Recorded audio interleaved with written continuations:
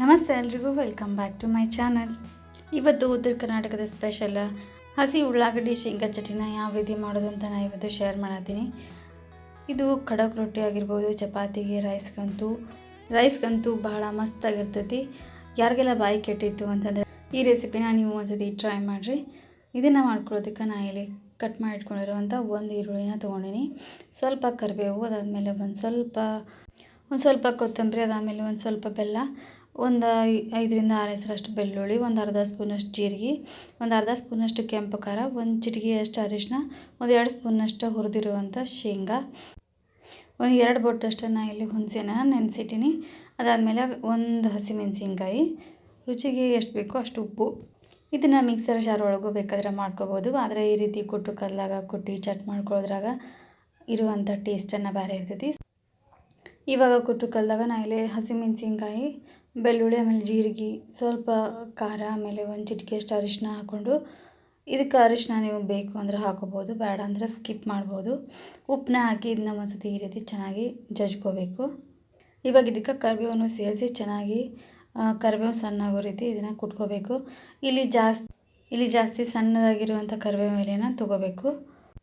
ನಾವು ಜಾಸ್ತಿ ದಪ್ಪಾಗಿರುವಂಥ ಕರಿಬೇವು ಎಲೆ ತೊಗೊಂಡ್ವಿ ಅಂತಂದರೆ ಅದರೊಳಗೆ ಕಡ್ಡಿ ಜಾಸ್ತಿ ಇರ್ತಾವೆ. ಸೊ ಅದಕ್ಕೋಸ್ಕರ ನಾವು ಸಣ್ಣದಾಗಿರುವಂಥ ಕರಿಬೇವನ್ನ ತೊಗೋಬೇಕು. ಇದಕ್ಕೆ ನಾವು ಆಲ್ರೆಡಿ ಹುರಿದಿಟ್ಕೊಂಡಿರುವಂಥ ಶೇಂಗಾನ ತೊಗೊಂಡಿನಿ. ಇವಾಗ ಶೇಂಗಾ ಹಾಕಿ ಶೇಂಗಾನ ಚೆನ್ನಾಗಿ ಈ ರೀತಿ ಕುಟ್ಕೋಬೇಕು. ಈ ರೀತಿ ಶೇಂಗಾ ಚೆನ್ನಾಗಿ ಕುಟ್ಕೊಂಡ್ಮೇಲೆ ಇವಾಗ ಇದಕ್ಕೆ ನಾನು ಇಲ್ಲಿ ನೆನೆಸಿಟ್ಕೊಂಡಿರುವಂಥ ಒಂದು ಬೊಟ್ಟಷ್ಟು ನಾನು ಇಲ್ಲಿ ಹುಣಸೆಹಣ್ಣನ್ನು ಇದ್ರೊಳಗೆ ಹಾಕ್ಕೊಳತ್ತೀನಿ. ಇವಾಗ ಇದಕ್ಕೆ ಕಟ್ ಮಾಡಿ ಇಟ್ಕೊಂಡಿರುವಂಥ ಒಂದು ಸ್ವಲ್ಪ ಈರುಳ್ಳಿನ ಹಾಕಿ ಇದನ್ನು ಚೆನ್ನಾಗಿ ಜಜ್ಕೋಬೇಕು. ಈ ರೀತಿ ಎಲ್ಲ ಈರುಳ್ಳಿನ ಹಾಕಿ ಚೆನ್ನಾಗಿ ಜಜ್ಕೊಂಡ್ಮೇಲೆ ಇವಾಗ ಅದಕ್ಕೆ ಇಟ್ಕೊಂಡಿರುವಂಥ ಬೆಲ್ಲ ಹಾಕಿ, ಇವಾಗ ಇದಕ್ಕೆ ಸ್ವಲ್ಪ ಕೊತ್ತಂಬರಿನ ಹಾಕಿ ಇದನ್ನು ಚೆನ್ನಾಗಿ ಜಜ್ಕೋಬೇಕು.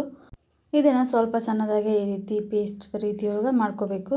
ಇಲ್ಲ ಅಂತಂದರೆ ಇದೇ ರೀತಿ ನಾವು ತರತರೆಯಾಗೂ ಕೂಡ ಚಟ್ನಿನ ಮಾಡ್ಕೋಬೋದು. ಅದು ನಿಮ್ಮ ಟೇಸ್ಟ್ಗೆ ತಕ್ಕಂತೆ ನೀವು ಅಡ್ಜಸ್ಟ್ ಮಾಡ್ಕೋಬೋದು. ಇದನ್ನು ನಾವು ಮಿಕ್ಸಿ ಒಳಗೆ ಮಾಡೋದ್ರಿಂದ ಅಷ್ಟೊಂದು ಟೇಸ್ಟಿ ಅಂತ ಅನಿಸೋದಿಲ್ಲ. ಇದನ್ನು ಈ ರೀತಿ ಕುಟ್ಟು ಕಲ್ದಾಗ ಕುಟ್ಟಿ ತಿಂದ್ರೆ ಅಷ್ಟು ಟೇಸ್ಟಿ ಅಂತ ಅನಿಸ್ತದೆ. ನೀವು ಒಂದ್ಸಲ ಈ ರೀತಿ ಕುಟ್ಟು ಕಲ್ದಾಗ ಒಂದ್ಸತಿ ಟ್ರೈ ಮಾಡಿ ನೋಡಿರಿ. ಈ ರೀತಿ ಚೆನ್ನಾಗಿ ಇದನ್ನು ಕುಟ್ಕೊಂಡ್ಮೇಲೆ ಇವಾಗ ಅದಕ್ಕೆ ನಾನು ಇಲ್ಲಿ 1 ಸ್ಪೂನಷ್ಟು ಅಡುಗೆ ಹಾಕುವಂಥ ಆಯಿಲ್ನ ಬಳಸಿ ಇದನ್ನು ಚೆನ್ನಾಗಿ ಒಂದ್ಸತಿ ಈ ರೀತಿ ಮಿಕ್ಸ್ ಮಾಡಿಕೊಂಡ್ರೆ ಆಯಿತು. ಇದಕ್ಕೆ ಬೇಕು ಅಂತಂದ್ರೆ ನಾವು ಹುಣಸೆ ಹಣ್ಣಿನ ಬದಲು ನಿಂಬೆಕಾಯಿ ರಸನ ಬಳಸ್ಬೋದು.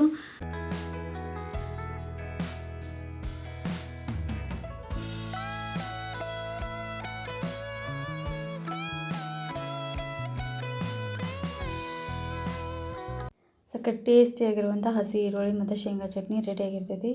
ಇದು ಖಡಕ್ ರೊಟ್ಟಿ ಆಗಿರ್ಬೋದು, ಚಪಾತಿ ಆಗಿರ್ಬೋದು, ಇಲ್ಲ ರೈಸ್ಗಾಗಿರ್ಬೋದು, ಸೂಪರ್ ಕಾಂಬಿನೇಷನ್. ಇದನ್ನು ಭಾಳ ಇನ್ಸ್ಟೆಂಟಾಗಿ, ಈಸಿಯಾಗಿ, ಭಾಳ ಬೇಗನೆ ಈ ಚಟ್ನಿನ ಮಾಡ್ಕೋಬೋದು. ನೀವು ಒಂದ್ಸತಿ ಈ ಚಟ್ನಿನ ನಿಮ್ಮ ಮನೆಯೊಳಗೆ ಟ್ರೈ ಮಾಡಿರಿ. ಅದು ಹೆಂಗೆ ಬಂತು ಅಂತ ಕಮೆಂಟ್ ಸೆಕ್ಷನ್ ಒಳಗೆ ತಿಳಿಸ್ರಿ. ಈ ಒಂದು ರೆಸಿಪಿ ವಿಡಿಯೋ ನಿಮಗೆ ಇಷ್ಟ ಆಗಿತ್ತು ಅಂತಂದ್ರೆ ಪ್ಲೀಸ್ ಒಂದು ಲೈಕ್ ಮಾಡಿರಿ. ನಿಮ್ಮ ಫ್ರೆಂಡ್ಸ್ ಆ್ಯಂಡ್ ಫ್ಯಾಮಿಲಿಗೂ ಕೂಡ ವಿಡಿಯೋನ ಶೇರ್ ಮಾಡಿರಿ. ಯಾರೆಲ್ಲ ಸಬ್ಸ್ಕ್ರೈಬ್ ಮಾಡ್ಕೊಳ್ಳದೆ ನೋಡ್ತಿದ್ರಿ ಅಂದರೆ ಪ್ಲೀಸ್ ಸಬ್ಸ್ಕ್ರೈಬ್ ಮಾಡ್ಕೊರಿ. ಪಕ್ಕದಲ್ಲಿರುವಂಥ ಬೆಲ್ ಐಕನನ್ನು ಕ್ಲಿಕ್ ಮಾಡಿರಿ. ಇದರಿಂದ ನಾನು ಮಾಡೋ ಪ್ರತಿಯೊಂದು ವಿಡಿಯೋದ ನೋಟಿಫಿಕೇಷನ್ನ ಫಸ್ಟ್ ನಿಮ್ಗೆ ಬರ್ತೈತಿ.